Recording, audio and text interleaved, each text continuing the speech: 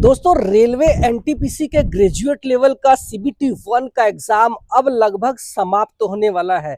तो जब ये एग्जाम समाप्त होने वाला है, जो कि बहुत सारे शिफ्टों में पेपर हुए थे, तो ये शिफ्टों के जो पेपर हुए थे, इनके एग्जाम के एनालिसिस के आधार पर मैंने कुछ बच्चों से बात किया है, जिन्होंने बताया है कि लगभग 70 से 75 क्वेश्चन से ही अटेम्प्ट कर पा रहे हैं। उसमें कुछ सवाल गलत हो सकते हैं और ये एवरेज छात्र होते हैं जो किसी भी एग्जाम का मेरिट तय करते हैं। मैं उन बच्चों की बात नहीं कर रहा हूं जो कि टॉपर्स की श्रेणी में आते हैं, जो कि चाहे कैसा भी पेपर हो वो 80-85 से ज़्यादा ही स्कोर करते हैं, क्योंकि उनकी तैयारी हाई लेवल की होती है और वो चाहते हैं कि चाहे कैसा भी पेपर हो एक पोस्ट वो ले करके रहेंगे।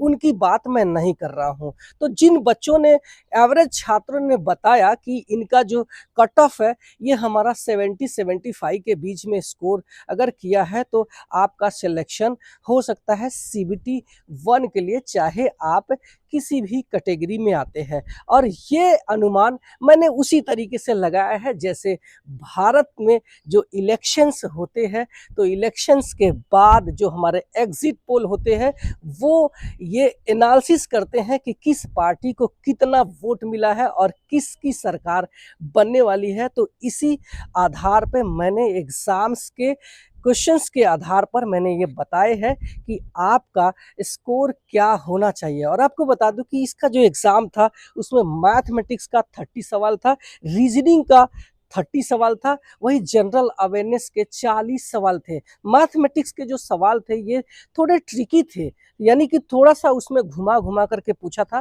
तो बहुत सारे बच्चे शायद 20-22 क्वेश्चन से ज़्यादा नहीं कर सकते हैं। रीजनिंग ठीक ठाक था, जो कि ज़्यादातर बच्चे अच्छे कर पा रहे हैं, लेकिन यकीन मानो जो जनरल अवेयरनेस के सवाल थे वो ज़्यादातर बच्चों के रुला दिए हैं। यानी उसमें बहुत सारा करंट अफेयर्स और कंप्यूटर्स के सवाल पूछे गए थे, जो कि नए सवाल डाले गए थे।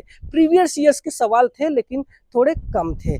तो इस बेस पर आपका स्कोर यही रहने वाला है, यानी कि अगर आप यूआर में आते हैं तो आपका स्कोर 67 प्लस, ओबीसी या फिर ईडब्ल्यूएस में आते हैं तो 65 प्लस, एससी में आते हैं तो 60 प्लस और एसटी में आते हैं तो आपका स्कोर अगर 55 प्लस है तो कॉन्ग्रेचुलेशंस, आप सीबीटी 1 एग्ज़ाम पास करके सीबीटी 2 का एग्ज़ाम की तैयारी कर सकते हैं।